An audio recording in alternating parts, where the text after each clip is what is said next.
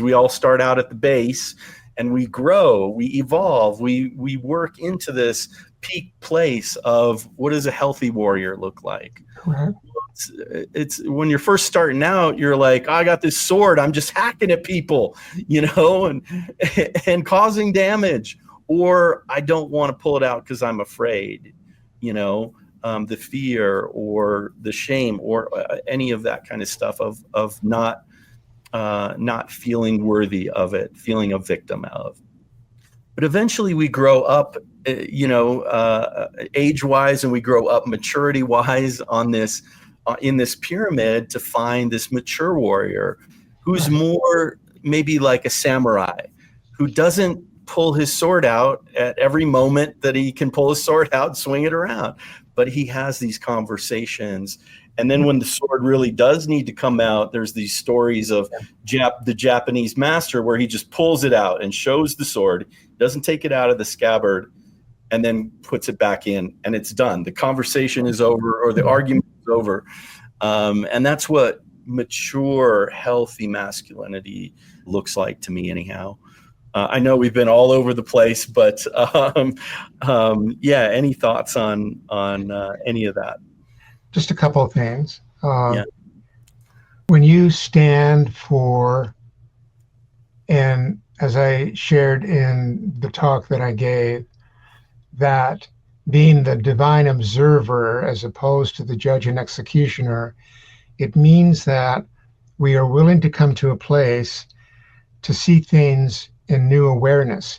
And that, to me, is a very masculine, important thing, because we are charged with encouraging, being the captain of our ships, but not authority over another in a sense of taking from them their identity or being. And I love I love the word authorship, and that I am the captain of this ship called Charles, and that I have come to be the observer and not carrying the intensity of judgment, and at times literally being the executioner of myself in a horrific way that I would never dream of with anyone else, and holding that deep inside me.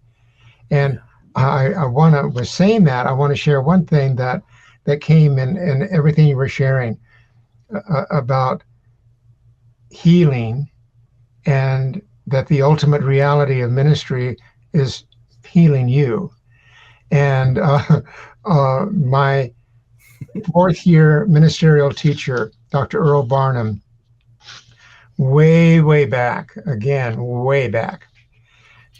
when I was being called to my first church in Tucson, they waited for me for 6 months to finish my ministry training, because they loved me when I came to share and speak. And I was in my late 20s, and they waited for me. And when I finally was going, I was really overwhelmed, because back then ministry was not like it is today in training. It was sink or swim. You'll either prove yourself or you won't. And, good luck to you. Get on out there. But Dr. Barnum, I shared my fear and my overwhelm of, and he said, Charles, let me tell you something. He said, if in your ministry you ultimately only have a healing where one person's life is changed profoundly and dramatically for the better, that's a great thing. But he said, even greater if that person is you. Even greater if that person is you.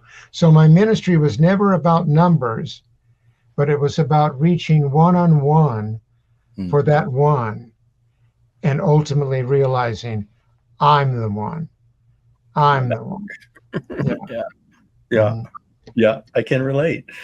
The healing for us, I think, as ministers and practitioners and just people showing up in this philosophy, I think, is that powerful inner reflection of what is really going on in there. What do I believe? What are those deep held beliefs? And we were just talking about this with the inner child and the wounded child. Right. And the inner child being that part of us that's almost like the golden child, I think Jung would call it, or the divine child, we might call that in spiritual terms.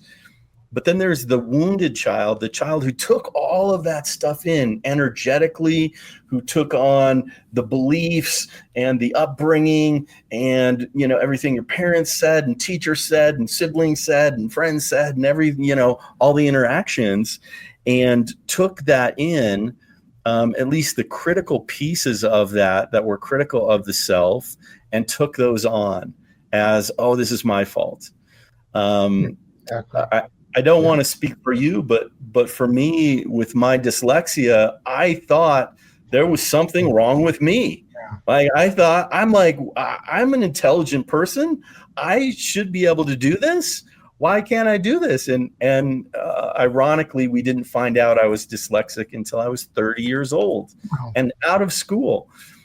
So there was this long held belief that I wasn't fulfilling my expectations, that I wasn't living up to, what I could do or who I could be.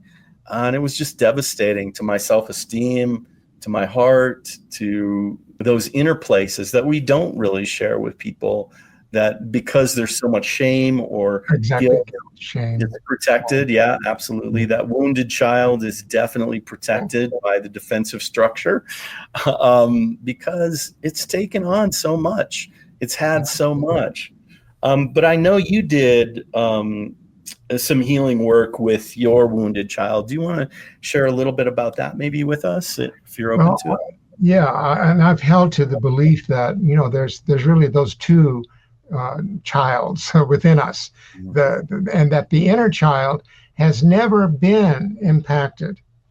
The inner child has always remained the innocence, the purity, the wholeness, the curiosity, the divinity within us, in the same manner that we teach that there's a divinity within all of us that is whole and perfect and beautiful and magnificent. But that what you referenced so beautifully there, that we take on and we create a wounded child that we carry forward as the predominant belief system within us about ourselves, and that overcoming that, finding our way from that, is to, for me, there's one thing that I love to reference, that unless you enter the kingdom as a child, you will not enter. And that means unless you enter in an openness, in an innocence, in a willingness to be curious and open to new life and new adventure, that you're not going to realize what heaven is. And one of the root words of heaven is expansion, what it is to expand your awareness and the beauty of who you are, what you are. And so I have sought to never let go of that inner child, even though I carried that wounded child, and it led me to some pretty horrific moments and times. But the bottom line, that inner child, I love that you expressed that when you saw me, that I had a vibrance and all of that, but I still had the elder sphere. I still had the elder psyche there. Yeah. But that inner child is what enables me to jump up and down when I get on stage. When I'm excited, I allow myself to feel that. And, there were times I was judged for that, in all honesty. It was like, well, how inappropriate for a man his age to be jumping up and down on stage. Well, I loved it. Thank God I can. Yeah, right. Seriously. At my age, and God bless, can't jump up and down. Yeah. I can. Yeah. And so that inner child means that you allow that is inside you to not squelch it, to not kill it. That wounded child can do that. But no, not in truth, because we are here to express fully, authentically who we are and learn and learn from the pain that we go through, learn from the shame we let go of, learn from the guilt, learn from the grief that we release, and we open to see something in a new way.